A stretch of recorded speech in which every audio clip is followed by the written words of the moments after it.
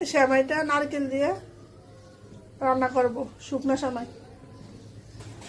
চুলার ভিতরে ঘি দিয়ে দিছি, এখন সেমাইটা দিয়ে দেব। ঘির ভিতরে সেমাইটা হালকা ভেজে নিব। ঘিয়ের ভিতরে সেমাইটা ভাজা হয়ে গেছে, এখন নারকেল দিয়ে দেব।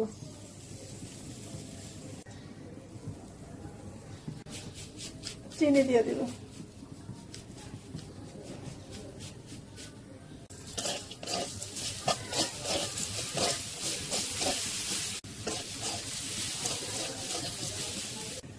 সেমাইয়ের সাথে আমি মশলা দিয়ে দেব।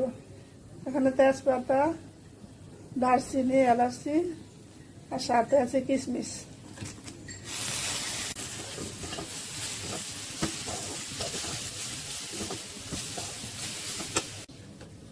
এখন আমি সেমাইয়ের সাথে হালকা একটু গরম পানি দিয়ে দিব।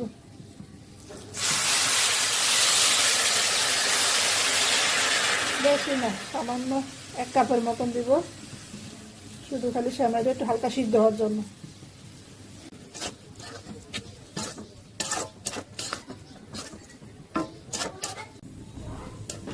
আমি সেমাইয়ের সাথে একটু ভিজিয়ে দিছি। এখন সেমাইটা রান্না হয়ে গেছে, এখন নামিয়ে ফেলবো।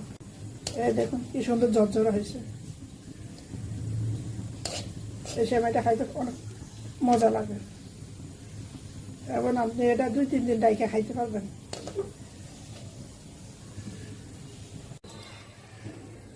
এই যে আমার সেমাইটা হয়ে গেছে। তো ভালো থাকবেন সবাই। আল্লাহ হাফেজ। সবাই ঈদ মোবারক।